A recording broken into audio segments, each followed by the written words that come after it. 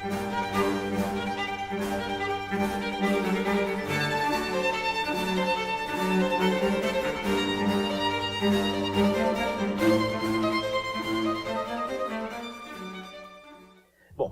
boa tarde a todos aí. É uma honra ter sido convidado para participar dessa palestra, desse curso. Parece que é um curso que tem uma frequência bastante grande aí e constante de alunos de todas as áreas da USP, porque é interessante. Na minha época não havia muita interpenetração das áreas aí. E eu vou falar, quer dizer, teoricamente esse é o título, mas eu sabotarei ligeiramente isso. Falarei sobre coisas gerais da internet e um pouco sobre isso também. Mas, então, como início, só para rapidamente descrever meu caminho até aqui, parece que comecemos por aí. Eu sou nascido na Itália, numa cidade chamada Trieste, que é uma cidade que já foi do austro-húngaro, etc. e tal, e quando eu nasci ainda estava dividida em zona A e B. A zona A era americana, a zona B era da Iugoslávia. Eu nasci na zona A e eu vim com 1 ano de idade para o Brasil, e até me formar na Poli, até depois que me formei da Poli, eu não tinha nacionalidade, então eu era apátrida. Meus pais se naturalizaram brasileiros e tudo mais, e eu fiquei sobrando apátrida aí. E, evidentemente, a apátrida é muito ruim, porque você está em umas companhias um pouco esquisitas, é difícil conseguir papelada para viajar, etc. e tal. E eu não queria, evidentemente, ser apátrida, virei brasileiro. Então, eu sou um brasileiro naturalizado, mas que saiu do zero, quer dizer, não tinha outra nacionalidade. Não fui italiano que naturalizou brasileiro, ou grego que naturalizou brasileiro. Eu fui zero para brasileiro. Então, a família, culturalmente, é de origem grega, apesar que o sobrenome não parece grego, o sobrenome é do meu avô paterno, que era Sérvio. E a minha primeira língua foi grego, evidentemente. Quando chegamos aqui no Brasil, o pessoal falava grego em casa e tudo mais. Então, essa é uma vantagem, porque para mim, nenhuma língua é grego, porque eu sei o que é grego. Então, para mim, chinês não é grego, nada é grego, porque eu sei, se fosse grego, eu teria entendido. Certo? Muito bem. Daí, fiz primário numa escola de freiras, lá na Zona Leste, no Tatuapé, chamada Educandário Espírito Santo. E depois fiz o ginásio e o colégio numa escola de padres, também na Zona Leste, chamada Agostiniano, São José. Por sorte, tive bolsas, senão não teria como, evidentemente, arcar com isso na época. Do Agostiniano, fiz o cursinho junto com o terceiro científico. Na época tinha científico, clássico e normal, eram as divisões do curso médio. Fiz cursinho junto com o terceiro científico e entrei na Poli, na Escola Politécnica, em 71, né? Me formei em 75, e no final de 71 teve um curso de verão sobre computação, lá era no meio de 71, e eu fiz e gostei muito daquilo. Então, antes até de escolher se eu ia fazer elétrica, ou mecânica, ou naval, ou civil, o que fosse, eu passei a me envolver com o centro de computação, e fui da primeira turma de estagiários, que foi contratada no final de 71. Eram 10 estagiários daquela primeira turma. Eu já estava começando um pouco antes, porque tinha feito o curso de verão. Então, eu acabei ficando sempre ligado à computação, independente do que eu fosse fazer na escola. Na Poli, evidentemente, eu escolhi engenharia elétrica, mas a gente tem uma tendência de ser masoquista, né? Então você sempre vai escolher aquilo que é mais difícil de se aprender sozinho. Então, na época, telecomunicações era pior do que computação sempre foi considerado mais ou menos fácil. Então, já que eu estava trabalhando em computação, resolvi fazer telecomunicações. Também formei em eletricidade e telecomunicações. Depois fiz mestrado em processamento digital de imagens, com o professor Normand, que já faleceu, foi meu orientador. E o doutoramento foi em supercomputação, em computação de alto desempenho. E é interessante isso aí, só para comentar alguns detalhes. Quer dizer, quando eu entrei na Poli, o diretor da Escola Politécnica era o professor Fadigas, que já falecido também, que foi vice-reitor da USP e tal. O Fadigas era uma pessoa muito especial, muito diferente. Ele também foi coordenador de informática da USP por longo tempo, então eu tive bastante contato com ele. A primeira vez que eu viajei para o exterior, nem era formado, fui eu e ele, quer dizer, ele era um monstro sagrado, eu era um pirralho aí, tentando terminar a escola. Então foi bastante interessante. Mas eu lembro já que nós estamos numa coisa multidisciplinar, eu vou lembrar da primeira fala dele em Introdução à Computação, Introdução à Engenharia, que é o curso que ele dava. Ele falou: olha, vocês estão aí preocupados, vocês vão fazer engenharia naval ou civil e tal, isso não existe. Quer dizer, ninguém nasce com a vocação de que vai fazer engenharia civil ou elétrica ou naval. O pessoal tem que saber o seguinte: você quer consertar coisa quebrada, Você quer abrir sapo ou quer ficar conversando com pessoas? Se você quer abrir sapo, você tem que fazer medicina. Se quer consertar coisa quebrada, tem que fazer engenharia. Se quer ficar falando com as pessoas, vai fazer humanidades. Quer dizer, essa é a decisão que você tem que tomar na hora de escolher a carreira. Então não precisam ficar quebrando a cabeça, né? Eu queria mecânica e entrei na engenharia elétrica, isso é tudo bobagem. Então, Fadigas foi... E mais uma última, antes de... Eu fui chamado para ir para a FAPESP, talvez 85. Eu fui me despedir do Fadigas, que estava também já saindo da supervisão do Centro de Computação, CCE, que era aqui do lado. Falei, mestre, estou indo para a FAPESP, etc. e tal. Falei, você agora tem que ir. Eu não tenho mais nada com isso, eu estou fora. Eu falei, como isso, professor? Não, agora eu sou comendador. Falei, como assim? Não estou mais ligado à computação, agora eu sou comendador, eu ganhei a comenda da Ordem do Javali, já não vale mais nada. Então, a comenda do Javali era a comenda dele.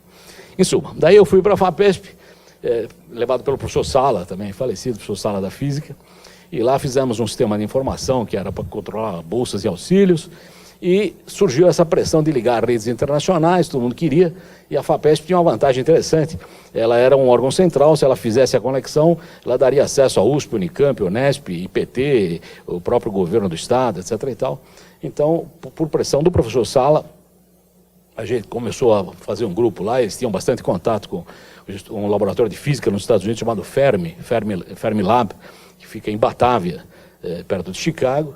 E o Fermi nos deu uma porta para ligar uma linha, nós conseguimos uma linha, aí veio uma longa discussão e ligamos aí a Bitnet, ligamos RepNet, depois Internet em 91. E, como detalhe, eu vou mostrar alguns dados aí agora, mas isso me fez entrar na área de redes. Da FAPESP eu trabalhei um tempo no Estadão como diretor de tecnologia da Agência Estado. Depois do Estadão tive uma passagem de 2 anos pelo IG, na época que o IG tinha sido lançado, como internet grátis. Depois voltei para o Estadão, fiquei mais uns 4 anos no Estadão, e daí voltei para quer dizer, durante todo esse período eu fui do Comitê Gestor da Internet, mas não trabalhava mais na FAPESP. Aí voltei para o que seria o futuro NIC, o NIC BR, e estou lá até hoje. Então, basicamente é isso. Então, deixa eu tirar isso, senão fica mais fácil saber o que acontece. A minha sugestão é a seguinte, eu falarei aí até uma certa hora aí, e vocês devem fazer perguntas depois, não pode ser... Bom, se alguém tiver uma pergunta que naquele momento tem uma dúvida crucial, se deixar para depois pode esquecer. Então, se alguém quiser fazer alguma intervenção na hora, por favor, fiquem à vontade. Bom, então vamos lá, vamos ver onde é que mexe aqui. Bom, então, essa é uma apresentação ecológica, porque ela usa slides reciclados. Eu reciclei vários slides, são todos slides já. Então, não estou desperdiçando os slides. A ideia é discutir um pouquinho a internet, não como efeitos pontuais que a gente tem ela no dia a dia, quer dizer, o que ela nos causa no dia a dia, se ela tem envolvimento nas eleições, se ela tem envolvimento na segurança nossa, se ela tem envolvimento... Mas tentar olhar isso como um todo, né? Tentar olhar o cenário de cima, né? Porque esse é um movimento, esse movimento de redes é um movimento bem amplo e não temos condição exata de avaliá-lo, mas temos que tentar olhá-lo no geral, né? Porque senão cada um tem um lugar que o sapato aperta, mas o importante é ver como isso tem afetado integralmente a história. Bom, aqui tem um slide inicial que não é muito, mas é porque está relacionado aos outros, eu deixei aqui. A internet, ela começa num projeto chamado ARPANET, que é um projeto, e aí tem o primeiro comentário interessante, a ARPANET é um projeto financiado pelo Departamento de Defesa americano, num órgão de pesquisa chamado ARPA, Advanced Research Project Agency, Agência de Projetos Avançados. Então, é óbvio que o dinheiro investido nos projetos da ARPA era todo o dinheiro do Departamento de Defesa. Então aí saem algumas versões de que não, a ARPANET foi na época da Guerra Fria, porque tinha os Sputnik, tinha os russos, e tinha não sei o quê, então precisaria fazer uma rede que ajudasse, etc. e tal. Não é a visão que eu tenho do processo. A visão que eu tenho do processo, inclusive com alguns pioneiros que ainda estão por aí, é que o dinheiro certamente era um dinheiro militar, mas o pessoal envolvido nisso era, digamos, a fina flor do pessoal de pesquisa da costa oeste americana e do MIT também.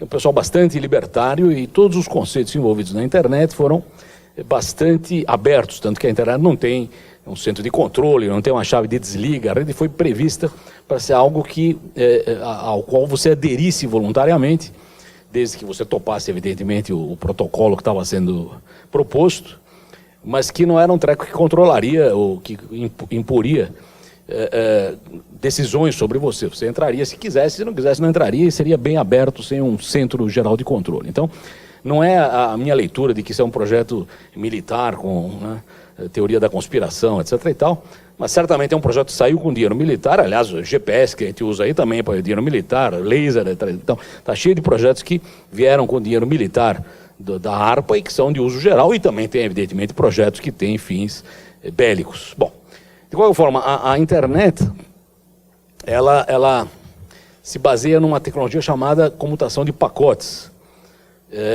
que provavelmente o pessoal já viu aí. Eu estou chovendo no molhado, mas não custa falar um pouquinho. Quer dizer, até a telefonia tradicional, né, até a época das telecomunicações tradicionais, quando você queria fazer comunicação entre dois pontos, você criava um caminho entre esses dois pontos, e esse caminho era seu até você terminar a comunicação. Quer dizer, se eu ligo para alguém na Austrália no telefone, a telefonia vai achar um caminho daqui até a Austrália, e se ele atender o telefone, se estabelece um link, e a partir daí tudo que eu falo aqui sai na orelha dele, tudo que ele fala sai na minha orelha, e a gente conversa até a hora que bateu o telefone no gancho. E isso significa uma técnica de comutação de circuitos. Que você monta um circuito e dedica o circuito àquela comunicação. Isso, digamos, é bem previsível, é fácil de calcular quanto custa, é fácil gerar uma conta, é fácil você ter um modelo em cima disso. No caso da internet, a ideia foi outra. Falou, não, essa história de fazer um circuito daqui até ali é uma má ideia, porque se o cara está em silêncio, eu estou perdendo o recurso que podia estar sendo usado por alguém outro. E se por algum motivo aquela linha cai, eu teria que fazer um outro caminho. Então, por vários argumentos, se achou que era uma ideia ruim você ter um circuito dedicado entre A e B, e o melhor seria, então, você ter um processo em que a mensagem é quebrada em pedacinhos, essa mensagem vai seguindo por caminhos variados e é remontada no final.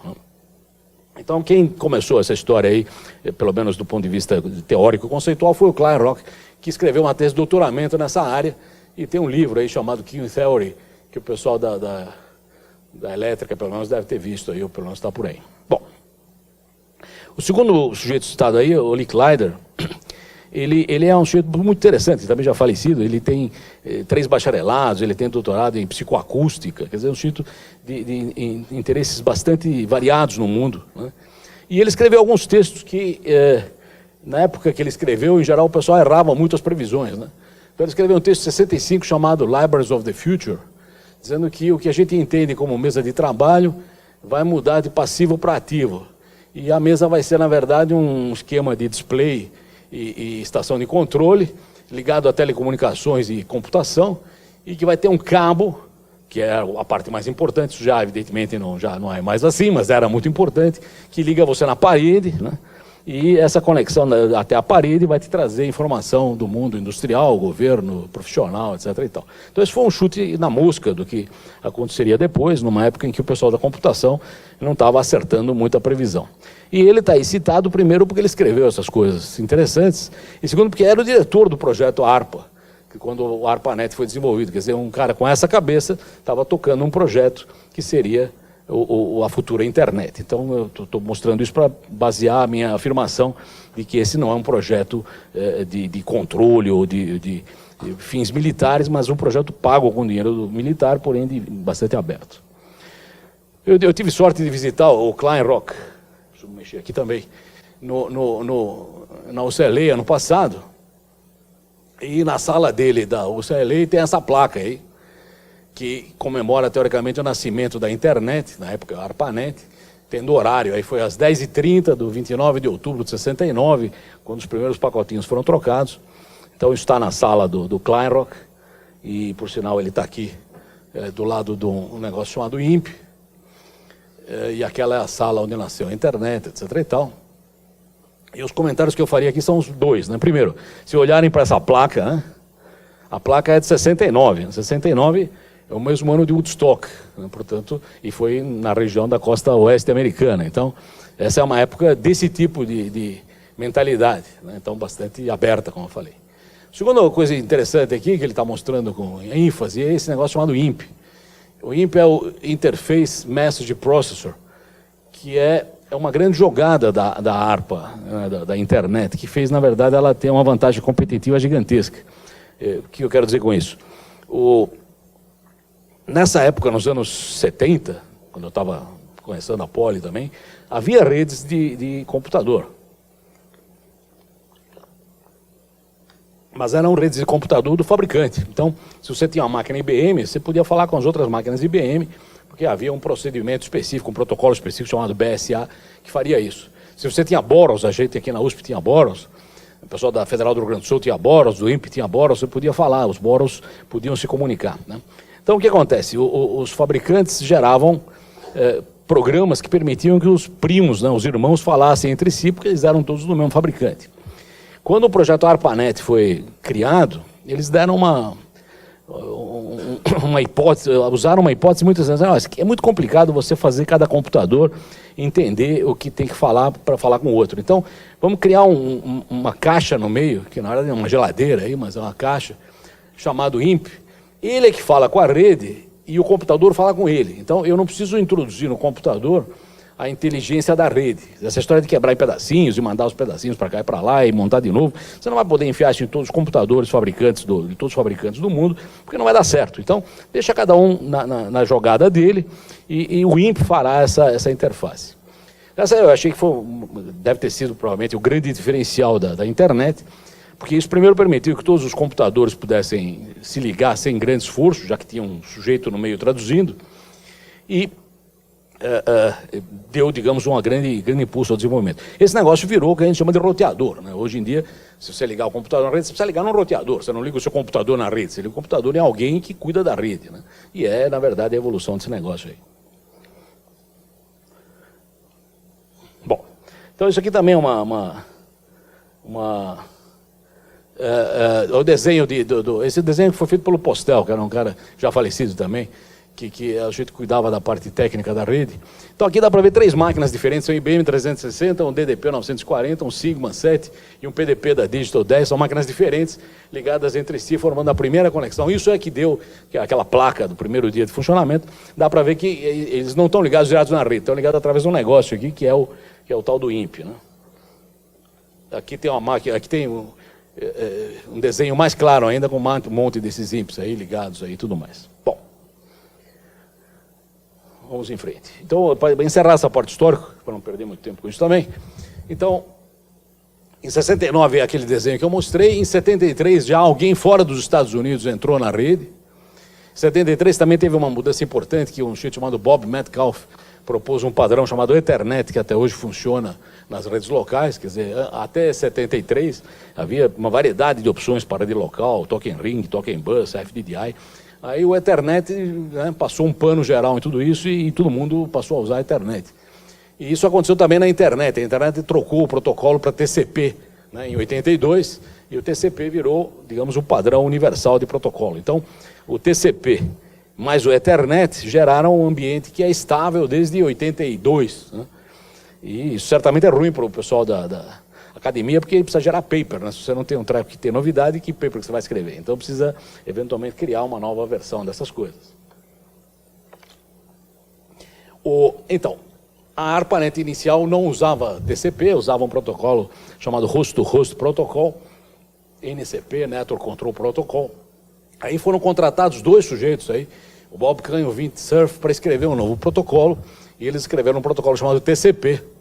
E esse protocolo chamado TCP é o que prevaleceu, né?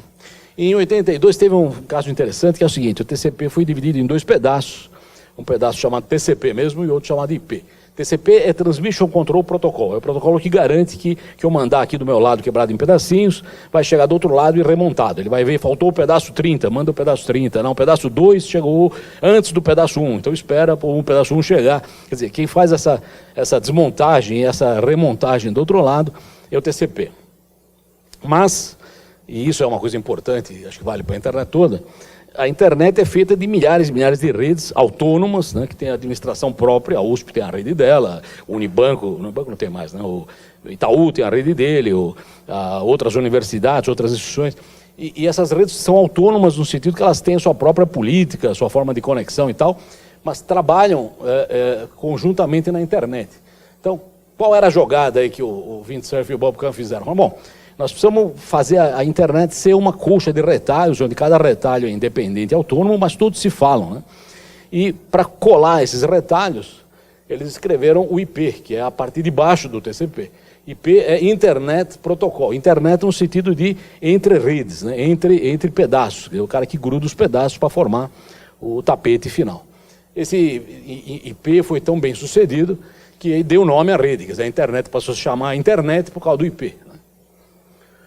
Bom, aqui tem mais uma opção de coisas. Aí só vou comentar que havia uma discussão importante da parte jurídica, aí, o pessoal que vai cuidar disso, que é o seguinte, até 86, né, esse projeto da ARPA, né, o TCP/IP, a ARPANET, e depois internet, estava usando um protocolo que não era um protocolo abençoado pelos governos mundiais. Os governos mundiais se reúnem, e agora vai ter de novo essa reunião chamada plenipotenciária da ITU, onde se decidem os rumos das telecomunicações no mundo.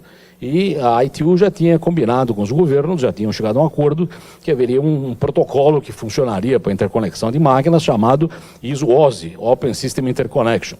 Então, todo mundo iria para o OSI, esse era o objetivo final, e o TCP/IP era uma espécie de competidor subterrâneo, algo subjacente lá que a academia gostava, mas que não tinha nenhuma chance porque o governo já tinha dito que iria para a ISO-OSI. Em 86, quando a National Science Foundation, que é o CNPq dos Estados Unidos, resolveu criar uma rede de supercomputadores, ela decidiu usar o TCP/IP nisso aí, não o ISO-OSI. Então isso foi uma ruptura, digamos, na estrutura de decisão nessa área de protocolos. Então isso fez o TCP/IP passar a ser não só um negócio de fato, mas eventualmente um padrão de direito, né? Então isso, digamos, estabiliza essa briga ou torna a briga pendente para o lado do TCP/IP e não mais do ISO-OSI. Uma outra coisa importante, que em geral a gente acaba misturando com a própria internet, até 93, 92, 93, a internet era basicamente texto, né?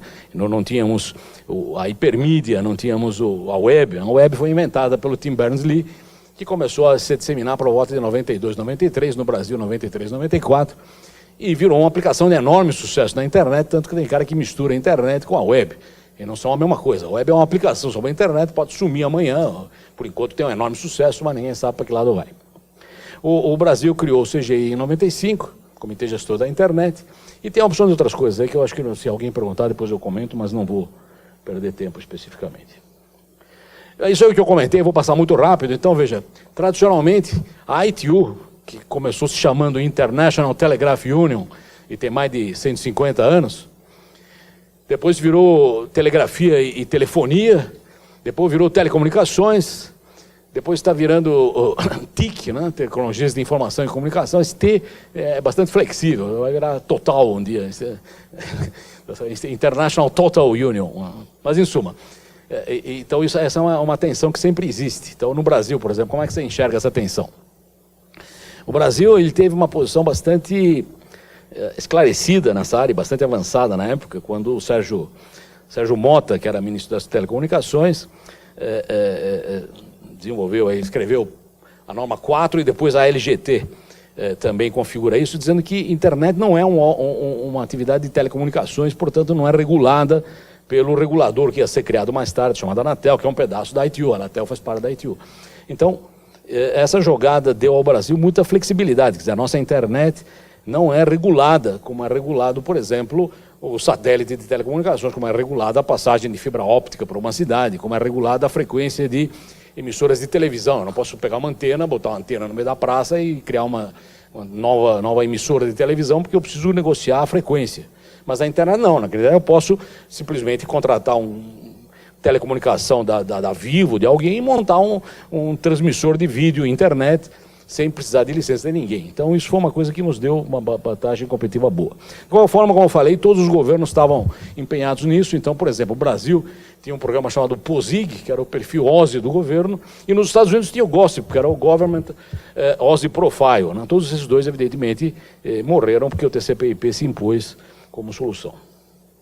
Isso aqui, como eu falei, nós tínhamos essa ideia de ir para a ISO-OSI, e depois de uma longa campanha nossa, o Brasil, né? O pessoal da academia conseguiu convencer a Embratel, em 94, que deveria ir para o lado do TCP/IP. Então a Embratel lançou uma chamada dizendo que ia ter TCP/IP para quem quisesse, mas usando o ISO-OSI embaixo. Então a REMPAC ainda ia ser usada, a REMPAC, Rede Nacional de Pacotes, é tecnologia ISO-OSI.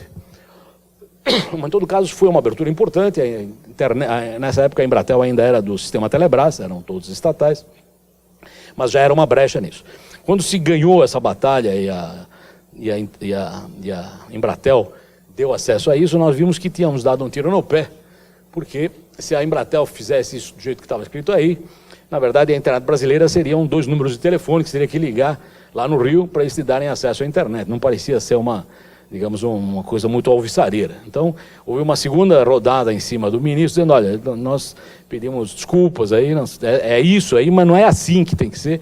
Na verdade, a Embratel não tem que dar acesso ao usuário final, ela tem que dar acesso às teles, que na época havia uma tele por cada estado, e as teles também não tem que dar acesso ao usuário final, tem que dar acesso aos provedores, e aí os provedores dão acesso ao usuário final. Então isso, o ministro aí soltou uma portaria dizendo que a Embratel está proibida de dar acesso, isso foi em março do ano seguinte, e idem as teles. Bom, eu acho que isso não é bem o nosso coisa, mas estou passando por aí. Então essa é a norma 4 de 95, onde ele define serviço de valor adicionado, é um serviço que acrescenta uma rede preexistente de telecomunicações, meios de recursos, blá, blá, blá. Ele também define o que é internet, define o que seria um coordenador internet, na época não tinha comitê gestor, mas ele foi criado 4 meses depois disso, provavelmente tem alguma coisa a ver com isso.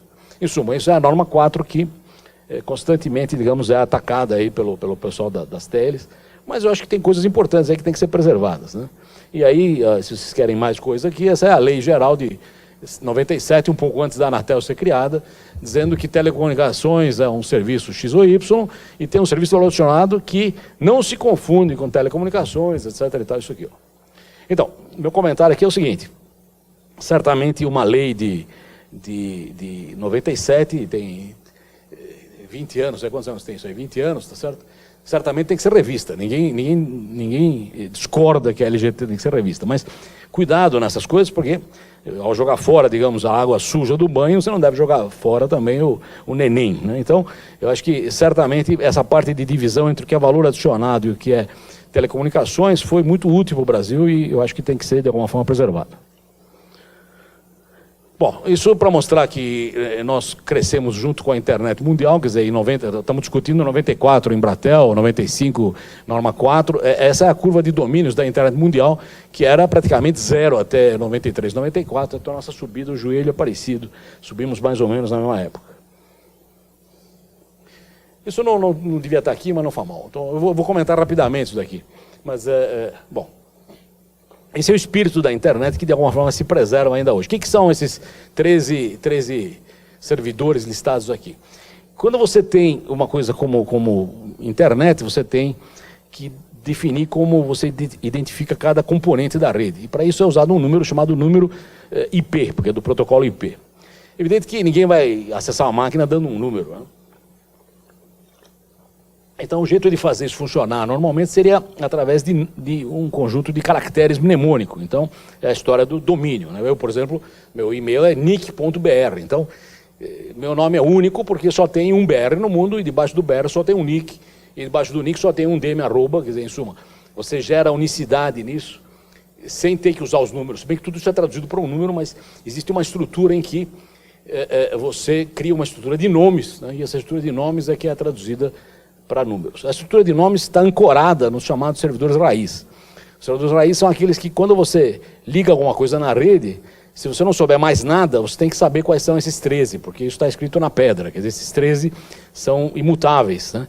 E você vai perguntar, quando você quiser mandar um e-mail para alguém que está na Austrália e termina em Yahoo, você não tem a menor ideia como é que você chega lá, quer dizer, mas se você consultar esses caras aí, você vai descobrir qual é o endereço correspondente e aí vai ter uma rota, etc. e tal.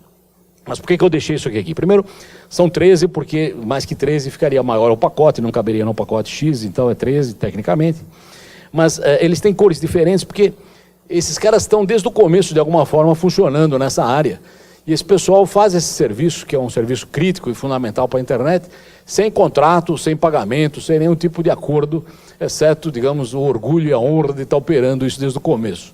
É uma coisa esquisita, muita gente diz, agora que isso aí é comercial, tem milhões de dólares investidos, como é que esses caras aí vão continuar assim, se tiverem uma dor de barriga, faz o quê, etc. e tal.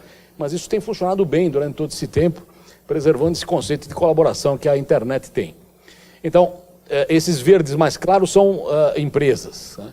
A VeriSign, na verdade, herdou o A da Network Solutions. Esses azuis escuros são universidades, a Universidade de Maryland e a Universidade do Southern California.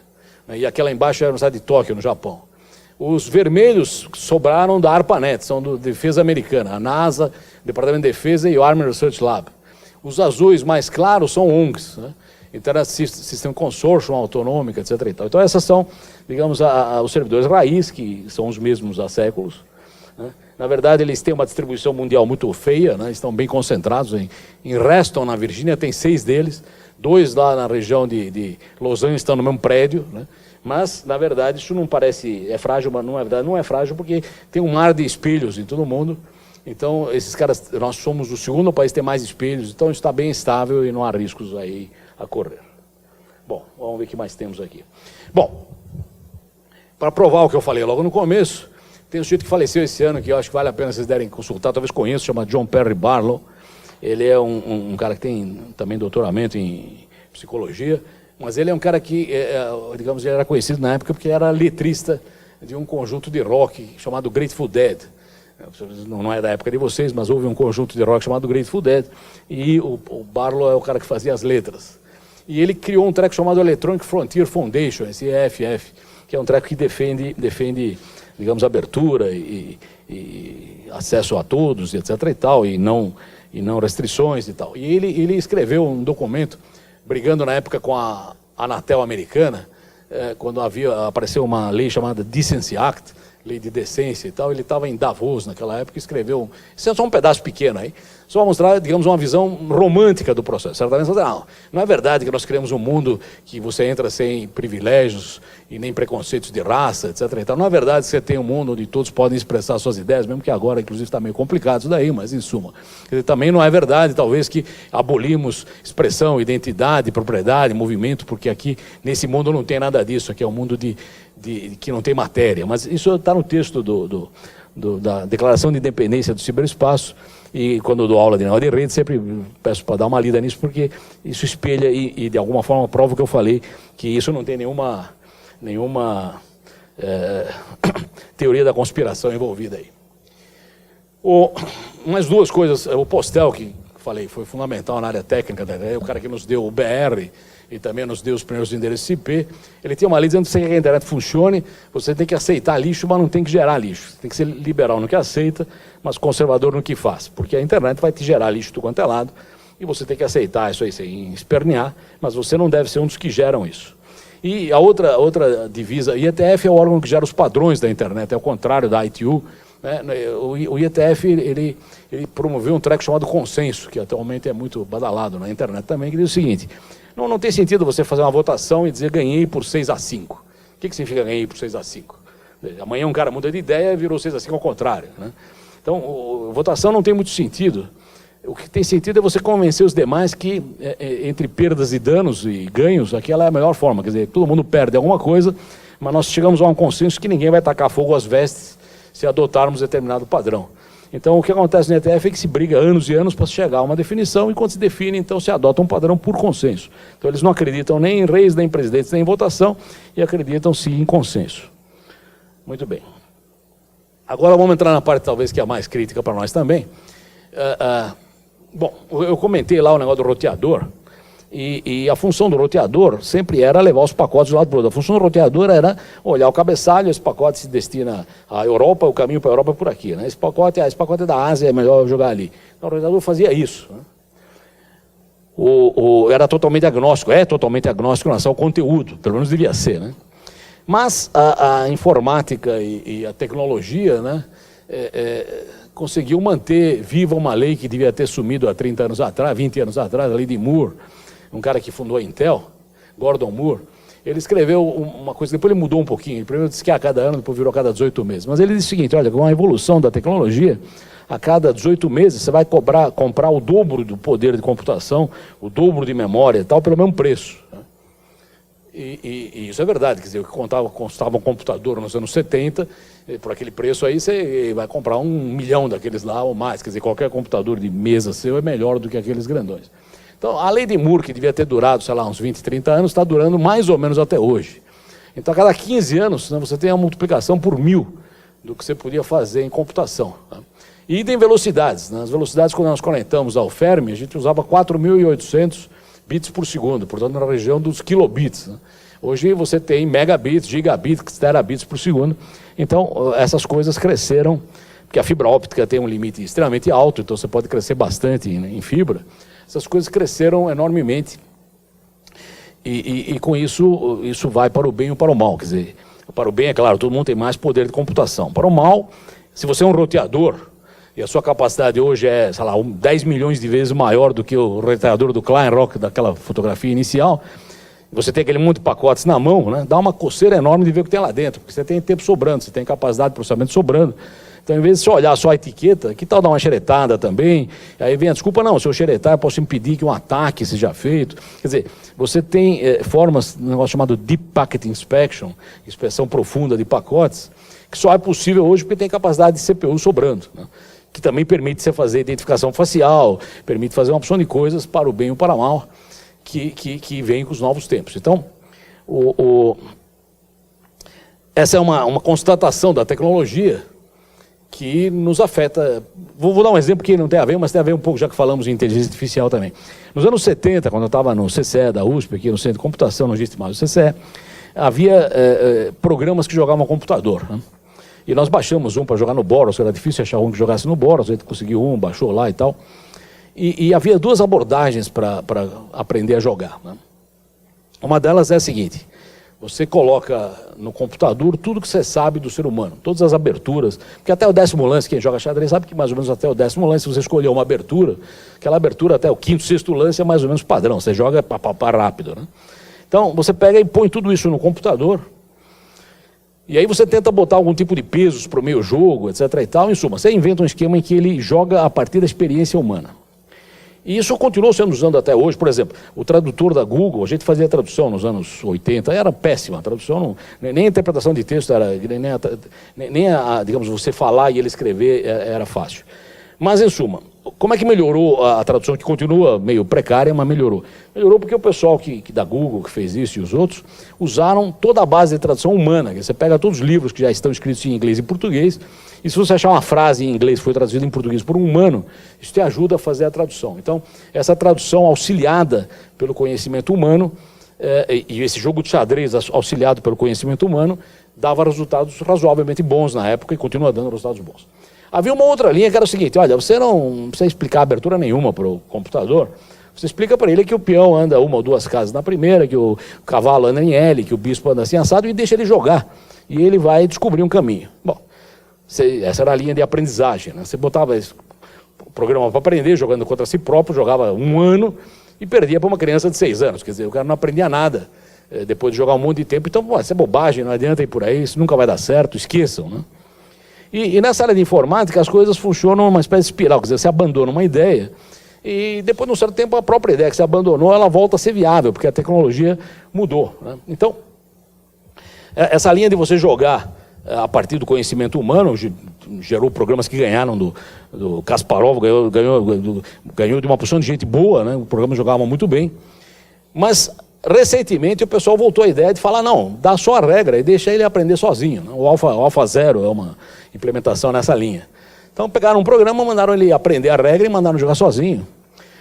E em 9 horas de treinamento, não, digamos alguns dias, o artigo fala 9 horas, não estou preocupado se é 9 horas ou alguns dias, esse negócio joga tão bem quanto um grande mestre, né? Mas, então, quer dizer que ele conseguiu aprender uma opção de coisas jogando sozinho, porque a computação é milhões de vezes mais rápida do que era nos velhos tempos. Mas o mais estranho, e aí eu não sei como valorizar ou não isso aí, é que as jogadas que ele faz são jogadas que os humanos considerariam péssimas logo de cara. Isso é uma jogada absurda, né? Só que você tenta responder e perde. Quer dizer, o cara tem uma análise que leva a um caminho que você não explorou, né? Isso parece interessante, mas também pode ser extremamente preocupante, né? Quer dizer, nós temos, evidentemente, a área jurídica tomando decisões, a área de medicina tomando decisões, e você toma decisões a partir da experiência humana acumulada, né? Claro que é difícil você botar o computador para fazer aí aprendizagem, teste e erro, não vai matar 10 mil negros para descobrir qual é a melhor cura para alguma coisa. Mas, de repente, existem caminhos que nós não exploramos e que podem gerar coisas muito estranhas. E isso é bastante preocupante para o que o ser humano vai poder fazer ou não com isso. Então, só dando uma brecha nessa área aí, porque tem alguma coisa a ver. Bom, isso aqui é uma espécie de piadinha, né, dizendo que em 1950 o computador cabia numa sala, em 1960 dava para arrastar ele se tivesse bastante esforço, em 70 um cara sozinho conseguia arrastar o computador, em 80 ele cabia na mesa, em 90 ele cabia no colo de alguém, em 2000 cabia no bolso, em 2010 era tão pequeno que eu não sei onde enfiei o computador, perdi, né? Quer dizer, essa é a evolução daquela história da lei de Moore. Quer dizer, a coisa ficou extremamente pequena, e isso também leva a uma outra coisa que é importante, que é o seguinte: como o computador ficou extremamente acessível, barato e pequeno, não há nada hoje que você use, que tenha alguma sofisticação, que não tenha processamento embutido, né? Então todas as coisas que você usa na sua casa, até o seu micro-ondas, a sua televisão e a sua geladeira, é muito mais fácil ser implementada, não com engenharia de raiz antiga, mas com computação embutida, né? Então, significa o seguinte: todas as coisas que você tem hoje já tem processamento lá. Como você já tem uma rede que faz as coisas falarem entre si, né, você então abre a cena para as coisas falarem diretamente. Quer dizer, em vez de você ter coisas falando com você, né, eu falo com a minha televisão, eu falo com o meu micro-ondas, eu falo com a garagem da minha casa, eu falo com o ar-condicionado, esses caras podem falar entre si, né? O que pode ser meio perigoso também, né? Então nunca se sabe. Imagina, por exemplo, que você cria uma rede de WhatsApp de geladeiras e elas ficam comentando: deixaram um peixe podre aqui 2 semanas, não estou aguentando mais. Aqui não, aqui o pessoal limpa todo dia e tal. Quer dizer, se você tem uma rede de WhatsApp de geladeiras, pode ter muita fofoca em relação aos donos delas.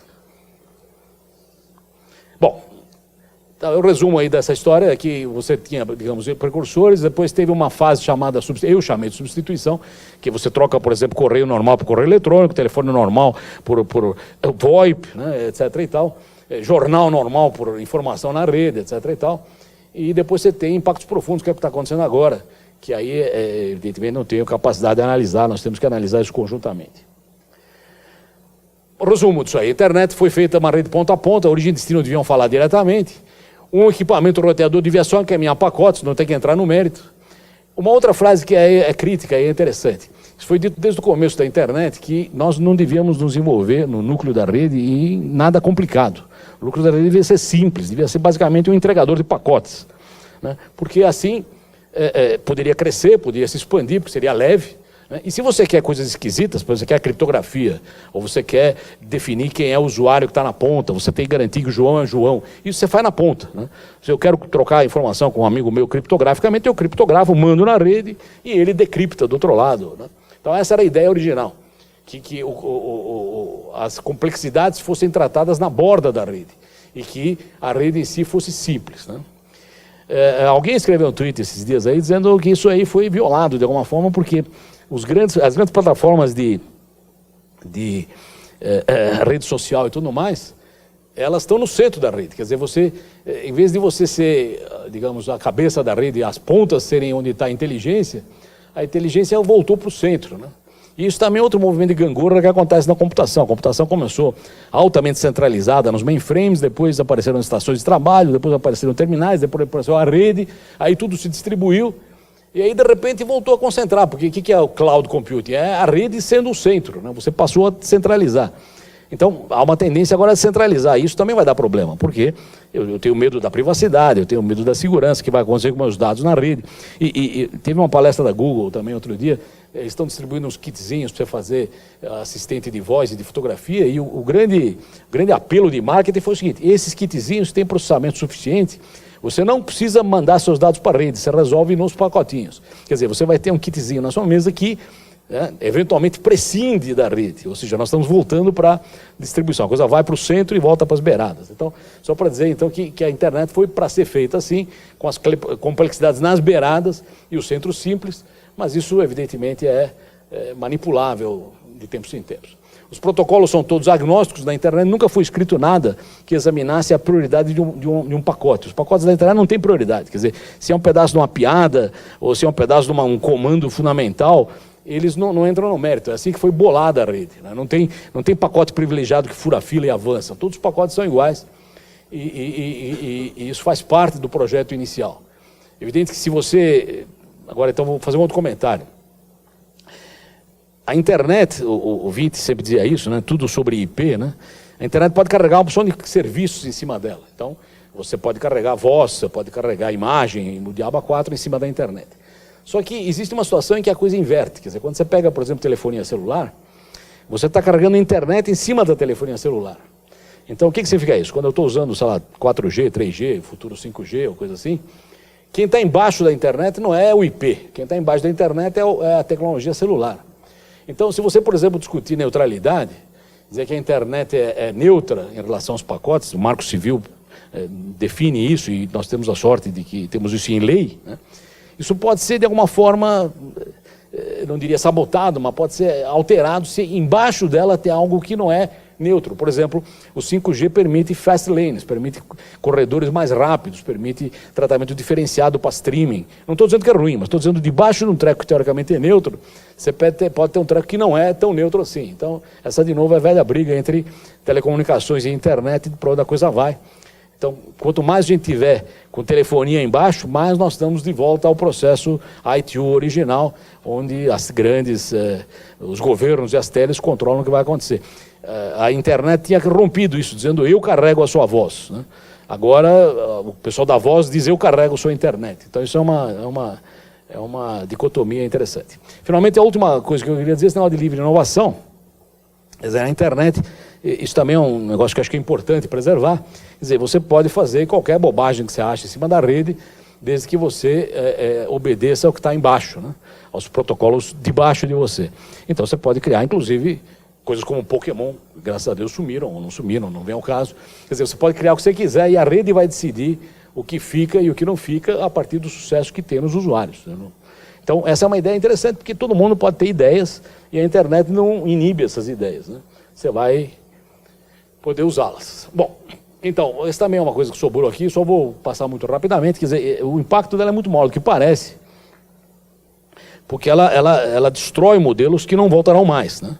E, evidentemente, ao destruir modelos que não voltam mais, ela tem resistência do status quo, que não vai querer perder o modelo dele. Isso é extremamente natural. Quer dizer, certamente, a indústria da informação, na época de jornais e TV, não é a mesma com a internet.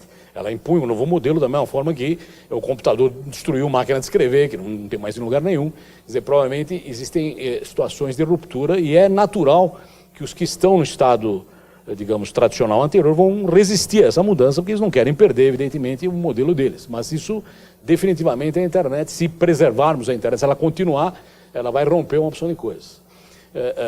Certamente, grupos de interesse são muito interessantes na internet. Quer dizer, antigamente, para você ter um grupo de pessoas com a mesma ideia, né, você devia juntar isso fisicamente. Eu tenho lá a turma dos palmeirenses aqui, a turma do pessoal que gosta de ópera, mas são os caras que você conhece. Na internet, você pode montar um grupo que tem gente que nem fala a sua língua, que está em vários lugares do mundo, rapidissimamente, né?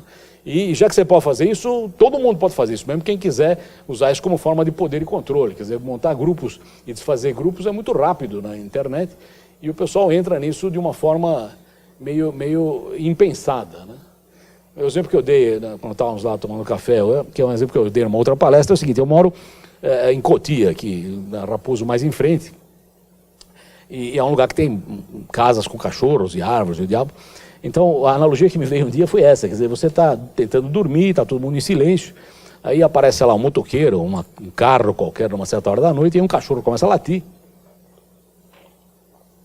Começa a latir porque ouviu um barulho que não sabe o que é, uma moto, uma coisa assim. Evidentemente, como tem milhares de cachorros, aí de repente 10 cachorros estão latindo, de repente 150 cachorros estão latindo, todos os cachorros da área estão latindo, e de repente o motoqueiro já foi embora, o cachorro número 1 já parou de latir, foi dormir, mas os demais cachorros continuam latindo, porque ouviram outro cachorro latir e a coisa vai indo. Quer dizer, mal comparando, isso é um pouco a disseminação de informações. Você ouviu alguém falar um negócio espantoso, já repetiu, pode ser até bobagem, mas não, aquilo é mentira. Bom, mas já é mentira, mas já foi, quer dizer, agora todo mundo está falando aquilo. Então isso é uma coisa muito complicada. E outro exemplo que eu falei é que é muito difícil conviver o que nós temos em legislação local com um negócio que não tem fronteiras. Então isso tem que ser examinado com o devido cuidado, porque essas coisas não são compatíveis. Em relação à internet das coisas, de novo, eu comentei isso muito rapidamente.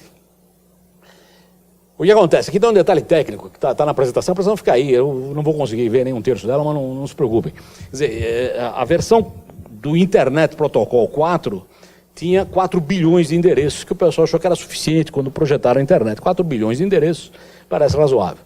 Mas não é razoável, porque hoje tem mais ou menos 20 bilhões de dispositivos ligados, então 4 bilhões deles não servem. Então eles tiveram que trocar para uma versão chamada IPv6, que tem infinitamente mais endereços.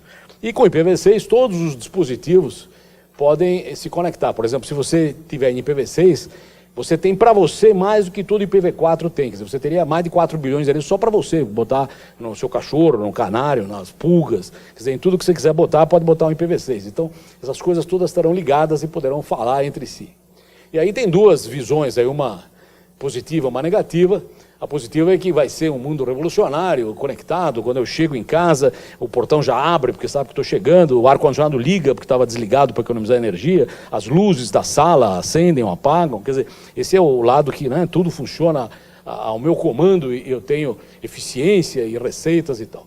O lado ruim é que, evidentemente, o pessoal mal intencionado sabe que estou chegando, porque ligou o ar-condicionado, não tem luz na casa, então não tem ninguém. Quer dizer, essas coisas também disseminadas podem gerar violações de privacidade, violações de segurança, que vêm junto, embrulhadas no mesmo processo.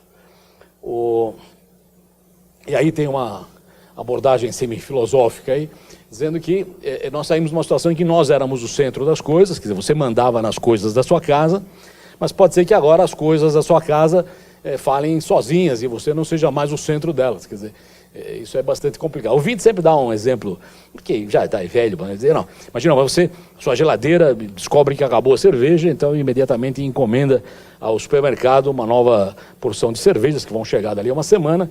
Agora, por outro lado, a sua balança viu que seu peso aumentou, avisou o médico dizendo que o peso dele aumentou, e evidentemente o sistema de inteligência artificial do médico diz que ele tem que parar de tomar cerveja, então ele cancela a ordem da geladeira e você fica sem cerveja, porque apesar que você queria tomar, o sistema não te permitiu acessar isso aí. Quer dizer, teve um... Bom, como você resolve isso aí, se é que resolve? Bom, primeiro tem uma opção de problemas aí. O ideal é que você projete privacidade na próprio projeto dos dispositivos. Na verdade, os dispositivos hoje são projetados por uma questão de você ganhar um mercado rápido e são feitos de forma muito superficial e digamos, irresponsável, né? Um dos grandes ataques que tivemos de negação de serviço foi através de câmaras de filmagem que estão ligadas na internet, que estão em todos os lugares. Então você tem uma câmera na sua sala para filmar a sua porta e você não sabe que tem alguém morando dentro da câmara, que é um cara que conhece a senha da sua câmara e entrou lá para morar, porque ninguém imaginava que isso podia ser grave. Mas se você conseguir morar em milhões de câmaras ao mesmo tempo, você pode combinar que às 4 da tarde do último dia do imposto de renda, todas essas câmaras vão perguntar à Receita Federal uma bobagem qualquer, cuja única função é derrubar o sistema, né? Isso é negação de serviço, quer dizer, você tem uma horda de escravos, né? Que são servidores seus, né? Máquinas que vão atender a sua ordem, e você combina com uma certa hora do dia, num certo dia da semana qualquer, todas essas máquinas, né, farão acesso ao helpdesk de alguém, e se você combinar com 10 mil negros para ligarem no helpdesk de alguém, certamente o helpdesk telefônico não vai aguentar 10 mil ligações simultâneas. Então isso é uma típica atividade de ataque chamada negação de serviço, que é feita usando, por exemplo, coisas que não têm proteção. Essas câmeras, em particular, vinham com uma senha de fábrica, que era a mesma para todas elas, e que era inalterável. Quer dizer, mesmo que você quisesse trocar a senha para proteger, não precisava, porque você vai trocar a senha para quê? É uma câmera, né? Sim, é uma câmera, mas tem um cara morando lá dentro, esse é o problema, né? Bom, isso eu já falei, quer dizer, os protocolos da internet não são como aqueles da ITU, são gerados a partir dessas discussões do IETF, Internet Engineering Task Force, e aqui tem mostrar como as coisas são estáveis. Quer dizer, o IP que eu comentei, o padrão dele é de setembro de 81, está estável desde aquela época, né? O DP é a dupla do TCP. Bom, rapidamente sobre o DP e TCP. Quando eu falei que o TCP se encarrega de montar o que foi desmontado de um lado para o outro, isso é bom, mas não é tão bom, né? Por exemplo, se eu quero falar com alguém via voz, né, e o cara está na Austrália, se eu quiser que a minha voz seja exata, chegue perfeita do outro lado, de repente eu perdi um pacotinho no meio de 100, eu digo, não, peraí, deixa chegar o pacotinho que está faltando. Então isso vai fazer o seguinte, quando eu falar um alô, pode levar, sei lá, 5 segundos para chegar do outro lado e não dá para conversar com 5 segundos de atraso. Quer dizer, você fala alô, o cara 5 segundos depois fala olá, quer dizer, não dá. Então, existe um outro protocolo que foi desenvolvido chamado UDP, que é o seguinte, o UDP é o seguinte, o que chegar chegou, o que não chegou azar, né? Então, serve para coisas tipo tempo real. Eu estou assistindo um show ao vivo. Tem que ser ao vivo, não pode ser daqui a 3 horas. Quer dizer, não é possível que vão consertar todos os pacotes. Claro, quando tem um filme que eu vou fazer download, tem que ser perfeito, porque vou baixar aquilo e assistir. Mas quando estou assistindo um show ao vivo, às vezes vai aparecer um negócio torto, alguma coisa vai congelar, porque alguns pacotes se perderão. Então o DP permite isso aí. DNS é um negócio de nomes, que eu já comentei. Muito bem. Isso eu falei que tem pouca coisa que precisa de coordenação central. Bom, eu vou avançar rápido, não tem mais. Vou para o final aqui. Aqui tem uma opção de coisas importantes também que eu não vou conversar. Aqui é o ICANN, que cuida da gestão de nomes e números da internet. Vai ter reunião daqui a 10 dias, vai ser em Barcelona. Aqui é o IPv4, que está acabando, como eu falei, tinha 4 bilhões de endereços, estão lá os 4 bilhões. O IPv4 teria acabado antes, se não tivéssemos arrumado uns quebra-galhos, que foi, por exemplo, fazer uma espécie de PBX, que você não gasta muito número. Você põe um PBX com 10 números só e embaixo tem milhares de números que você não gasta, como você faz com telefonia normal. Não vem ao caso, não vamos perder tempo com isso. IPv6 é gigantesco, tem um número cavalar tem 128 bits, 2 a 108. Aqui tem o IPv6. IPv6 esse número aqui de baixo, aqui, que não dá para ler, 2 a 128. O IPv6, só para comentar, é bastante antigo, foi criado em 98. Então, se o pessoal diz, isso é uma surpresa, não é surpresa nenhuma, faz 20 anos que esse negócio está rodando, só que, como imposto de renda, você só faz na véspera. Então, ninguém vai, enquanto tiver jeito de viver sem fazer, você vive sem fazer, até uma hora que a faca chegar no osso, você não tem mais como não fazer. Isso aqui é a distribuição de IP no mundo, como acabou tudo. Aqui, o Brasil vai bem em IPv6. Por exemplo, os Estados Unidos têm 35% de IPv6, a Bélgica 53%, o Brasil 25%. Aqui é o crescimento de IPv6 no Brasil. Você precisa disso para ter a internet das coisas. Então, isso está aí por causa da internet das coisas. Aqui mostra tráfego do IPv4 versus tráfego do IPv6. Já tem 1/10 do tráfego já é IPv6. Aqui são os países que têm mais de 15% de IPv6, e os top 10 estão lá embaixo: Bélgica, Grécia, Alemanha, Estados Unidos, Uruguai, Índia, Suíça, Japão, Malásia e Brasil. Bem esquisito, né? Gente de todo lugar do mundo misturada aí. Aqui tem a mesma tabela aqui. Aqui é um pouco diferente, a tabela deve ser de outra data, está um pouco diferente. Bélgica, Estados Unidos, Índia, Grécia, Alemanha, Luxemburgo, Suíça, Finlândia e Brasil, mas esses estão variando mais ou menos por aí. Então isso já foi, não vou perder tempo com isso, já tem bastante coisa usando IPv6.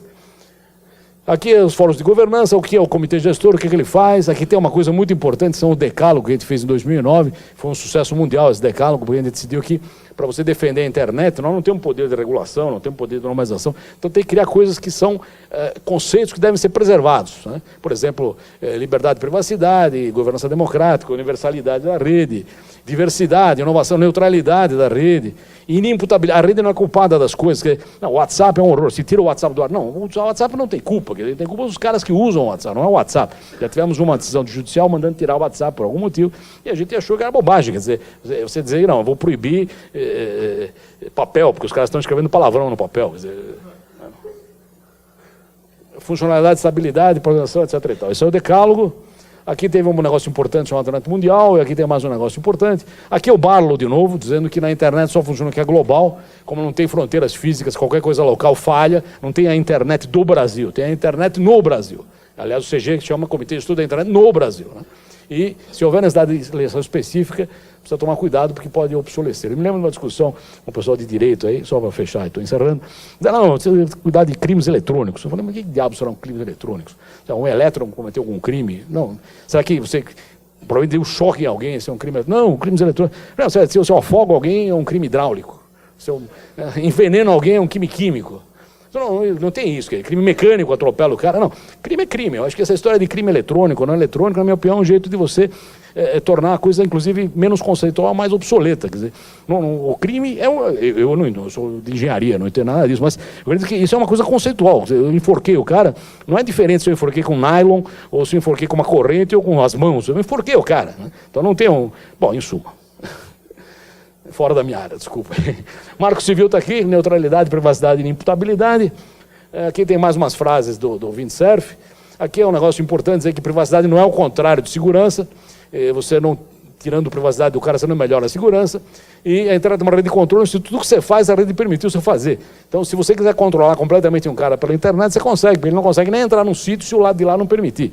Se eu ligo o rádio do cara para ouvir uma rádio, a rádio não sabe que estou ouvindo rádio. Mas se eu ouvir a rádio aqui, ela sabe que tem um IP vindo para cá, eu tenho uma conexão. Então, a internet pode ser muito usada para controle do indivíduo, que é perigoso. Bom, aqui é o que faz o NIC, os domínios no Brasil, blá, blá, blá. Vou terminar com uma frase que está em algum lugar aqui. Aqui tem algumas estatísticas sobre o Brasil. Nós fazemos isso também, estatísticas. E está tudo aberto e grátis. Vocês entram lá no CETIC, vocês podem baixar tudo isso. Quem usa o quê, rural, urbana, penetração, etc. e tal. Esse é o pessoal de segurança, o CERT, tem cursos, palestras, tem manuais, etc. e tal. Tem esse Carnegie Mellon Partner, tem as cartilhas do CERT, todas as cartilhas são grátis, vocês podem baixar e usar para fazer cursos, inclusive. Vocês podem, os slides estão de uso livre, você pode baixar os slides e montar seu próprio curso. E pronto. Aí tem os fóruns do CECIRTS, as boas práticas da área técnica, etc. e tal. Eu vou terminar com uma frase aqui de um texto do Kissinger, que o professor Markovich me recomendou dar uma lida, e é um texto de um cara que não é da engenharia, mas o texto chama O Fim da Era do Iluminismo, vai seja assim. E essa é uma frase que eu peguei no final do artigo, mas eu achei essa frase importante. Nessa época do humanismo, do iluminismo, você tinha, na verdade, uma abordagem filosófica que se espalhava com as novas tecnologias, a imprensa, os livros, o diabo. Quer dizer, a tecnologia espalhava uma abordagem filosófica da vida.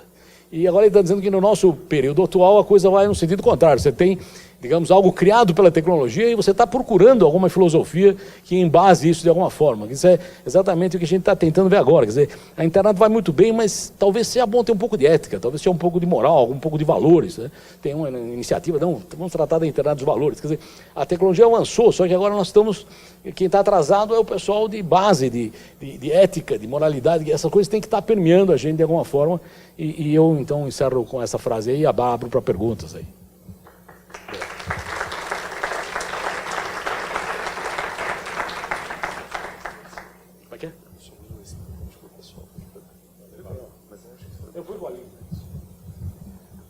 Bom, começar as perguntas, então.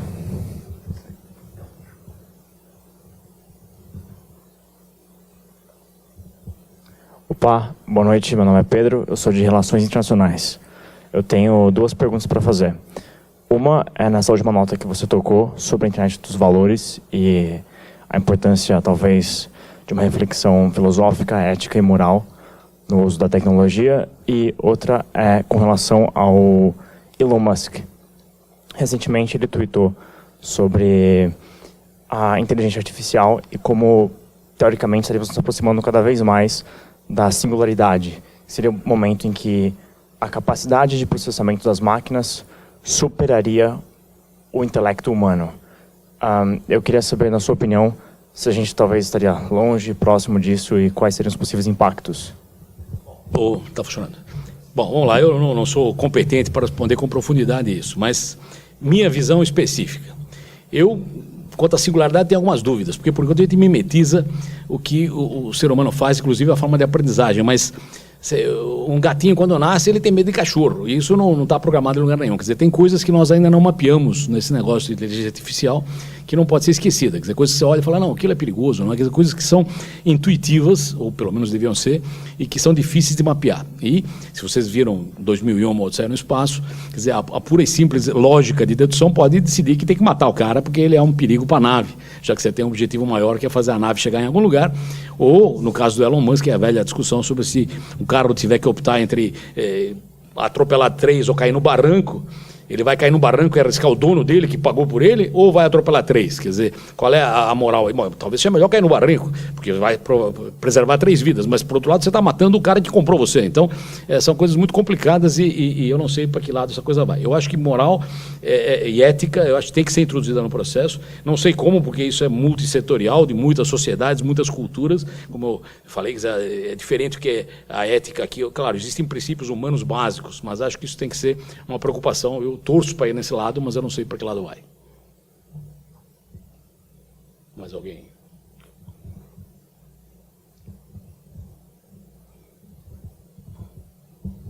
Boa noite, meu nome é Guilherme, eu sou do curso de Direito. A minha pergunta é quanto à governança da internet. Eu sempre estou pesquisando e lendo bastante sobre o controle infraestrutural da internet e como ele é muito concentrado no hemisfério norte. Queria saber se tem alguma tendência. Eu sei que um órgão da ONU tomou administração sobre o INPA, né? Eu quero saber se tem uma tendência a uma governança mais global e não regional. Então, quando eu estava no ICANN, nesse órgão aqui que cuida de nomes e números, havia vários esperneantes dizendo que isso aqui era um lugar onde os Estados Unidos tinham privilégio e os demais, etc. Depois isso foi eliminado da área do Departamento de Comércio americano, mas certamente tem, digamos, uma mão mais pesada e tal. E a grande discussão é, você transforma isso na ONU ou você vai para o outro lado? E a minha posição na época, que não diria que ganhou, mas ficou mais ou menos por aí, é o seguinte: é melhor ir de 1 para 0 do que ir de 1 para N, porque de 1 para N, os N não tem o mesmo peso, os N não tem a mesma ideia, então é melhor você botar 0 e tentar um negócio que a gente chama de multi-stakeholderismo, multissetorialismo, onde a academia dá palpite, o setor privado dá palpite, o terceiro setor dá palpite, o governo dá palpite e tudo mais. Pode ser que dá para fazer isso, pode ser que não dá, eu não tenho certeza se essa é uma solução viável. Mas você tornar a governança da internet uma solução tradicional, onde você tem leis internacionais, isso vai demorar muito, porque uma lei internacional demora muito tempo para sair, quando sair já foi. Quer dizer, esse é um problema sério das coisas reguladas. Quando você vai regular algo, a coisa já mudou bem para lá do que era. Quer dizer, você tem um treco aqui, você olha, não gostou daquilo, vou regular, até você regular aquilo mudou. E isso está mudando muito rápido. Então, eu acho que você ter um órgão tipo ONU para controlar a internet não é uma ideia boa. Porque mesmo a ONU tem dado um monte de pisadas de bola no monte de áreas, na minha visão, evidente, cada um tem a sua visão. Então, eu imaginaria que uma abordagem tipo Internet Society, que é uma abordagem multissetorial, talvez fosse mais adequada ao que a ONU é. E, como você é da área de direito, como eu falei, acho que existe um grande problema aí de compatibilização da lei nacional, da soberania, com a internet. Mesmo o Marco Civil, quando fala que uma ação na internet que tem atividade no Brasil tem que respeitar a lei brasileira, essa frase, na minha opinião, faz muito pouco sentido, porque um blog da Malásia tem ação no Brasil, um jornal da Tailândia pode ser lido aqui. Quer dizer, o que significa que na internet essa coisa não é por aí. Então, você precisaria encontrar outras formas, sem contar que o que é ilegal aqui pode ser legal em outro país. Eu dei o exemplo, se você vende pinga aqui, e você vende pinga para entregar na Arábia, a Arábia não vai gostar, porque lá isso não é proibido. Então, mas o cara que está vendendo aqui não tem a menor ideia se a pinga vai para a Arábia ou vai para onde vai. Quer dizer, essa é uma coisa muito difícil de resolver e, evidentemente, a gente torce para lá. Tem um negócio chamado Internet Jurisdiction, que acontece 2 vezes por ano, e aconteceu em Ottawa esse ano, agora vai acontecer, acho que em Montreal, no ano que vem, de novo no Canadá. Então, o pessoal de direito devia dar uma checada nisso. Internet Jurisdiction pode ser uma ideia boa. O cara que cuida disso, não esqueci o nome dele também, não tem problema. Outra pergunta aí. Oi, meu nome é... Bertrand de la Chapelle, chama o cara. Bertrand de la Chapelle. Oi, meu nome é Gabriel, sou da Arquitetura e Urbanismo. Eu queria saber se a tecnologia da blockchain, que surgiu em 2010 com a criação da Bitcoin, você acha que tem como princípio a descentralização, a criptografia, que, apesar de ter sido criado para ser uma moeda de troca, já tem várias outras áreas de atuação, já tem quase $1 trilhão investido nisso. Você acha que ela surge como uma resposta a essa centralização da rede por empresas e porque ela foi criada por agentes anônimos, né? Eu acho o seguinte, quer dizer, a internet tem uma característica que é atacar jardins murados. Então, toda vez que você tem um jardim murado, alguma coisa que se defende por algum processo burocrático, a internet consegue detonar isso aí, né? Já aconteceu, por exemplo, com a imprensa. Era um jardim murado, você tinha uma emissora de TV, tem 10. Agora com a internet você tem zilhões. Quer dizer, isso aconteceu com o Uber. Quer dizer, o Uber é um ataque a uma estrutura existente de táxis. Sem entrar no mérito se é bom ou ruim. Então, o que o blockchain ataca são estruturas de confiança, né? Bom, se você fala que tem, sei lá, R$10 mil no banco, o que significa essa frase? Não significa nada. Se você quiser contar os seus R$10 mil, não tem lugar nenhum. Não tem R$10 mil. Você acha que tem R$10 mil no banco, porque o banco disse que você tem R$10 mil e ele eventualmente avaliza aquilo. Não, de fato, se ele pedir 5 mil, eu dou porque ele tem 10 mil. Então, essa é uma estrutura de confiança que existe porque você precisava de confiança e os bancos trazem essa confiança para você. Se você diz que tem uma casa na rua X, está registrada no cartório, como é que eu sei que a casa é sua? Porque o cartório diz que a casa é sua, né? Então, essa, obviamente, é uma área de ataque. Então, o blockchain está atacando a área de confiança. Está dizendo o seguinte: não, esqueçam o cara dizer que você é o Pedro. Eu vou dizer que você é o Pedro porque eu tenho dados suficientes distribuídos aqui dizendo que você é o Pedro e você tem X patacas para trocar de dinheiro, coisa assim, e você tem ou não determinadas propriedades. Então, sem entrar no mérito se a tecnologia é boa ou ruim, e eu tenho algumas restrições na área, o blockchain tem também um esquema esquisito dos mineradores, tem um gasto de energia gigantesco, mas o que acontece é o seguinte: é uma área que é um jardim murado, a internet achará alguém que vai querer se aproveitar disso. Então é o que acontece nesse caso aí. Então, de novo, Fiquem atentos a isso, porque certamente isso vai causar mais uma ruptura daquelas todas as rupturas. Não sei se é uma ruptura para o bem ou para o mal, nunca entro no mérito da coisa em si, mas certamente é uma fragilidade que vai ser explorada. Quer dizer, hoje, a fragilidade de cara que vende confiança vai perder o negócio dele, porque não há mais necessidade de vender confiança. Você vai distribuir isso da mesma forma que o taxista que vendia a corrida não vende mais, da mesma forma que o jornal que vendia informação não vende mais.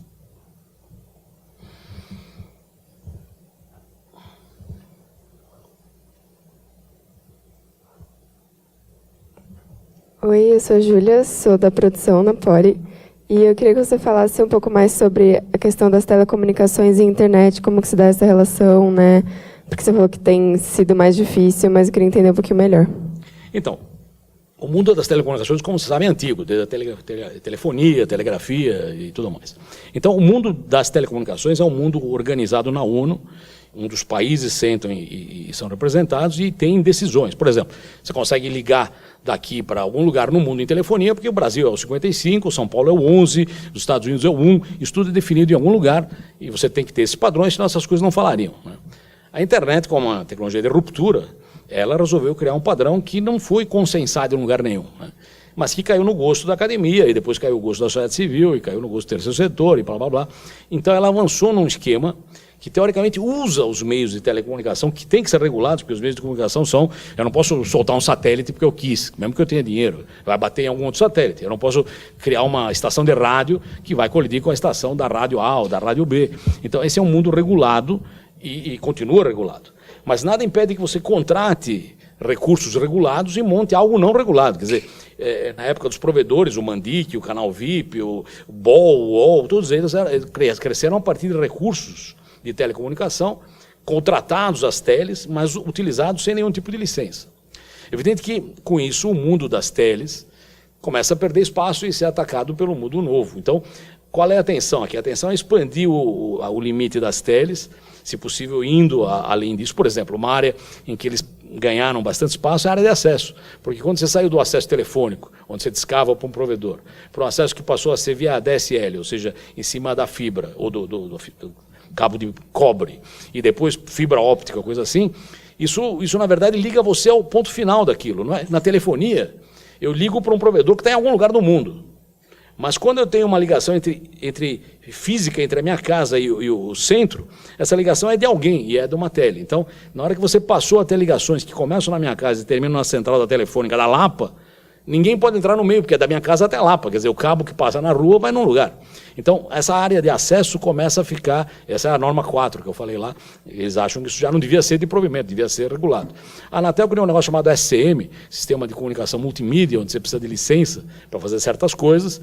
Sistema de comunicação multimídia, o nome já é bem vago. O que é multimídia? Quer dizer, eu estou falando com você, é multimídia. Então, preciso pedir licença para falar com você? Talvez não. Quer dizer, o que é exatamente isso? Então, de novo, essa é uma tensão que existe há muito tempo. Nós temos convivido bem aqui, o CG, a Anatel e a internet e tal, mas é uma tensão constante, você não sabe qual é o limite, até onde você regula e onde é criação livre sobre aquilo. Por exemplo, ninguém pediu licença para criar o Pokémon.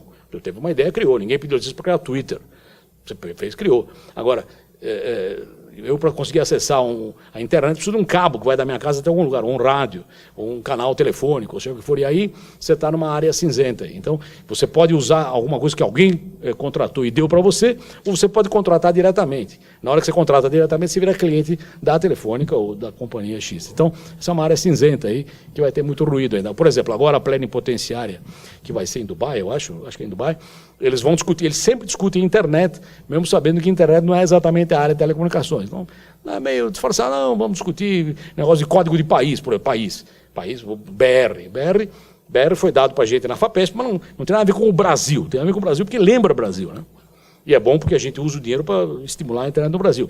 Mas não teve Itamaraty, não teve ninguém. A gente simplesmente era o pessoal de rede que distribuía essas coisas entre o pessoal que operava a rede. A RNP operava aqui, o BR, nós operávamos na FAPESP, pronto. É assim que funcionava. Então, agora, isso aí, sendo Brasil, aí talvez tenha um organismo tipo ONU para dizer se isso é ou não é. E aí, certamente, existem bolas pingando que podem ser chutadas. Aí. Eu tenho uma pergunta aqui, professor Demin. Há 2 anos, a Organização do Tratado do Atlântico Norte, a OTAN, declarou que o ciberespaço seria o 4º espaço do ponto de vista da consideração dos conflitos. Quer dizer, além dos conflitos na terra, no ar, no mar, o ciberespaço como um espaço de conflito, obviamente querendo trabalhar com a ideia de um controle do que ocorre nesse espaço. De certa maneira, essa discussão que está ocorrendo agora no Brasil, no processo eleitoral, sobre o uso da internet nas eleições, o impacto que teve, suscita de novo essa discussão em torno da ideia de um controle sobre o que ocorre. Isso, como equacionar isso? Isso é viável? Qual é a tendência? Qual é a perspectiva? Porque parece irreal a possibilidade de exercer um controle. Por outro lado, dialogando com uma preocupação do professor Marcovitch nesse curso, há o potencial de risco inerente à enorme possibilidade que essa livre difusão de estímulos, de desejos, de inputs, né, gera. Qual é a perspectiva dessa tensão, professor Denis? Não foi combinado, mas ele levantou uma bola. Vou dar um slide que eu não tenho aqui. Esse. Talvez seja uma espécie de vingança da semântica.